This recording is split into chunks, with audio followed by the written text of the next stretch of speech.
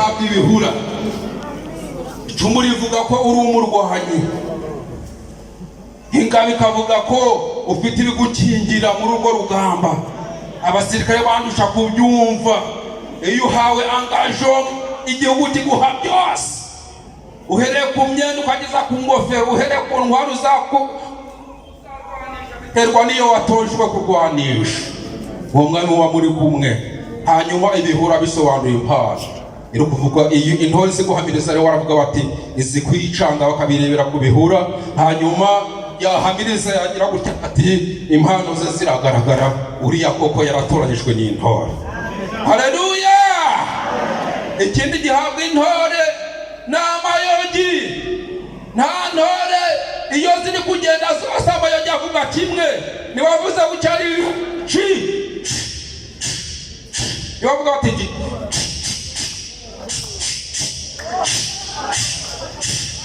haleluya!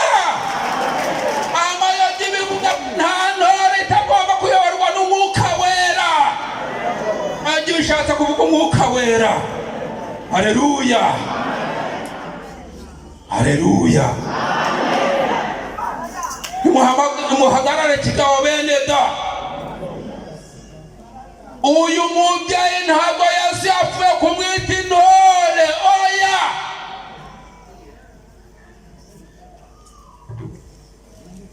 Yari yarakubititse. Saa moya yagombaga kuba yageze ku rugo ari gukomanga. Ubundi byahuye nabyo mu nzira nk'ibyo nahura mu nzira, abamuca intege, sugiye he, si mwene kanaka, uri mwene nde, n'abandi yarabirukanye, wowe ugiye hehe, ariko ibi wica intege akabitera umugongo ati mwumvise icyo nzi cyo nuko ndi intore.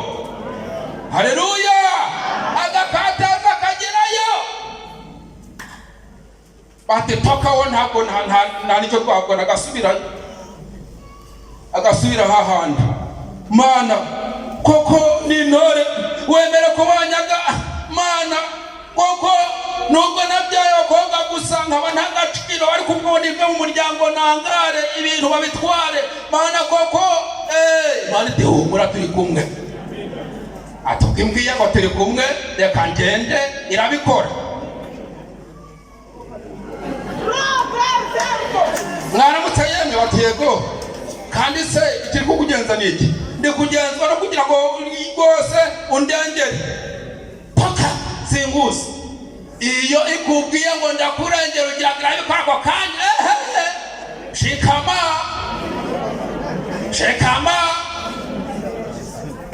Akongera agasenge Mana koko zonge ngo ramamagaye none wabigira kureba none genda ndakurengera.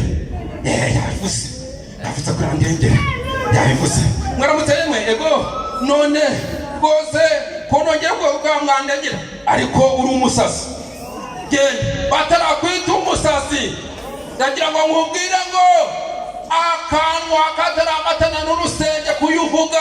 Ndagira ngo nkubwire ngo nturamenya kuri intore. Ibikabyo yari afite mu nzira hose uko agenda bati yabivuze uko bivuze siko bisohora. Bisohorera ku isaha. Haleluya! Gukataza kwawe ntabwo ariko kwasohoza ibyo yavuze, oya. Akariro gake na feri irabizi sha, irabizi ibyo yavuze, irabizi. Icyo nzi cyo nuko ibirindisha ubuhiri, ikabirinda igihumbi, ikabihagararaho kugira ngo igende irashira kukibaho ku rutonde bagiye barakwenda. Kugira ngo igende irashira ku rutonde ngo n'inkweto zaracamye ari kujya hariya. Kugira ngo bagende irashira ku rutonde na za musazi zamushingiyeho bari kujya kureba uriya. Suriya bizatanga iki? Bizagira gute? Oya, bizagitanga kuko uyu muyobozi w'intore uzayirengera hari aho yabyanditse. Haleluya! Haleluya! Hari aho yagize ateye, hari aho yabyanditse.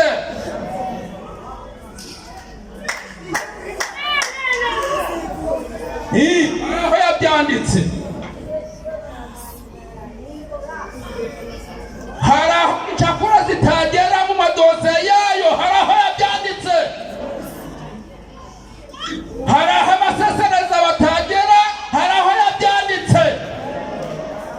Hari aho abatikura batagera, hari aho yabyanditse.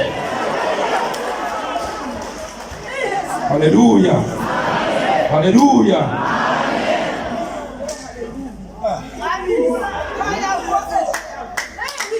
Yarakabaye hatuwite n'urukwibona ko nashize, noneho ntabwo byararangiye, ariko kuko ndi imbere reka mve kujyayo narashezagaye.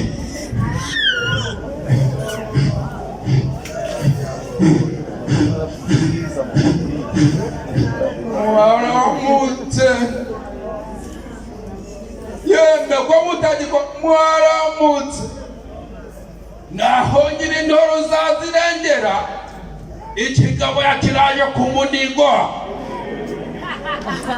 Nekosha uriya ko muzi, wowe ndakuzi, ko nzi aho twamenyaniye, wowe hari aho nubwo ufite amafaranga, ariko wowe nzi aho twamenyaniye. Nubwo wambaye ikoti na kuwase wavuga bagatitira, ariko uriya we nzi aho twamenyaniye. Wowe yewe sha namunaganiwe tena. Ati babari bitatire kanatuyeho nyine agahatura. None nubwo nubaha Imana sinite no ku bantu, ariko uyu we aranduhije kandi arandembeje. Haleluya. Nibashaka bitera ijeke n'ijenya, dufite ikizabarembya. Haleluya. Iri ni rimwe mu mashinga yaduhaye izatuma tubarembya. Hakubitamo ikibatsi, ukumva iki kibumba cyagira tekanye cyicaye kuri ayo mashinga atatu. Iyo imaze kubigenza neza, umera nka cyacu ukavuga uti ntabwo nzi ko nakwicara muri ibyicaro babyeyi. Sitanati humura, intego yawe yari nziza, nawe muri Loni uzagira ijambo rihoraho. Haleluya.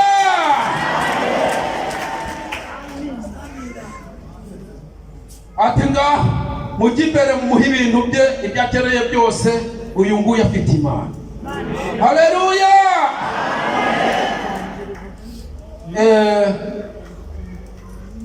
Umuntu umwe hari muri season y'ibiraya akora kugira ibisinde murabyumva, ibyatamurima. Aha ndakoresha ibinyarwanda byose hanje kugira ngo mubone. Aha hanyuma cyangwa ubukode, yego. Hanyuma akagerekaho ni agahinga ibiraya bikera. Umugabo abyubakamo ibipangu, umugabo yubakamo n'inzu nziza, ariko hari sezo yageze biranga, abura na kimwe cya cumi cy'ibyo yateye. Maze guheba, hanyuma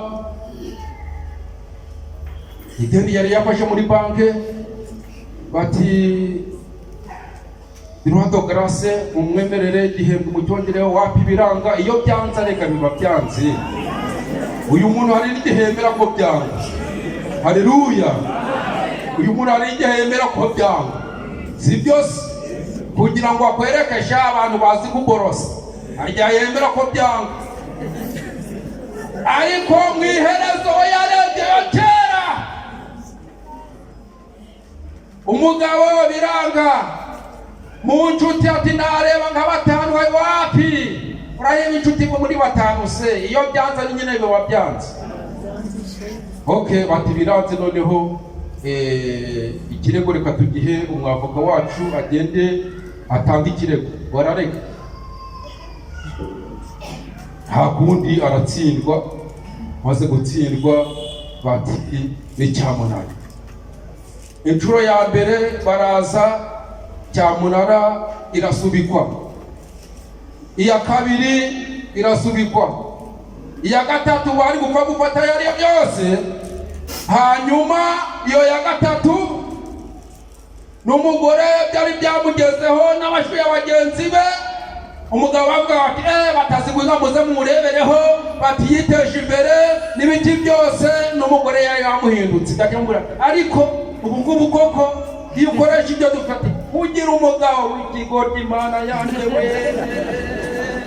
Iyo byemeye witwa umugabo uzi gutekereza ko byaza ukitwa ikigoryi.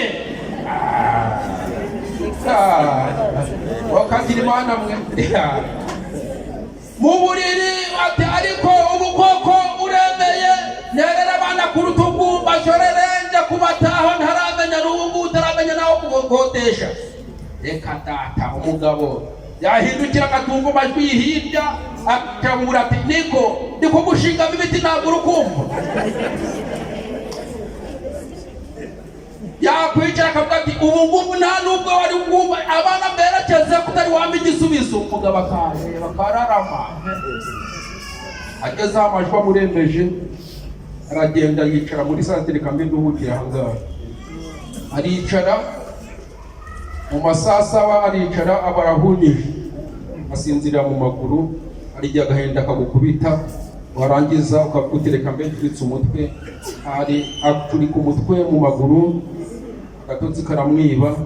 Noneho mu masaha 8 umurozi cyo nasi arabyina amaze kubyina atereka nzezere ngende. Araza n'ikibuno ukubita kuri rwa rugi uko umugabo yakagiye kwihagarika hanze yibagiwe no gukinga. Hari ibyibagiza abantu benshi. Ntukamurebe ngo yaguhiseho nyine ntabwo akwanze. Arazunguza bakubise ikibuno n'imbaraga zose ngo pa abaraguye bagaramye muri ya maguru ya wa mugabo abashigukiye hejuru. Ati ngakwica nari nakuteze igihe kirekire ngakwica nakuteze zikora agahinda kamukishije. Ati ngakwica urati mbabarira rwose mbabarira.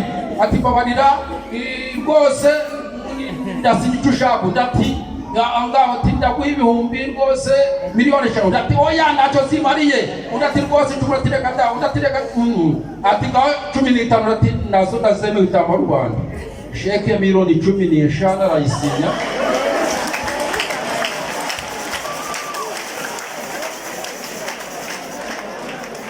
Mugitondo kare nta nubwo yitaye ku mugore we aryamye n'ingonera yagiye kujya kureba umuheha. Ati mbabari umfashe ujye tujyane muri banke nishyure y'amafaranga y'abandi uko ari miliyoni 13,500 nzishyure rwose. Nukunda ati ko twakwisha amategeko. Urati mbabarira tugenda. Ati dupfa kugenda urazi afite yose urafite yose urayafite.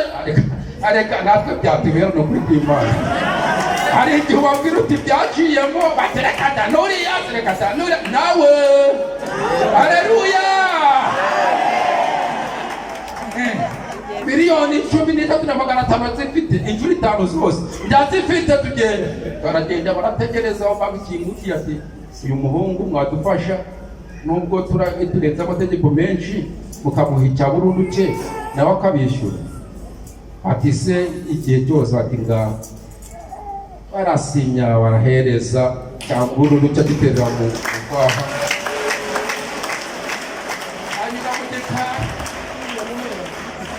Aburi igipangu wose bati badukereje twazanye amafaranga bari guhengereza bati badukereje. Bati inuza rwose mwadura ku gipangu. Ati kiragurwa nitwe twamanitse ibipapuro mwagiye gupfa neza.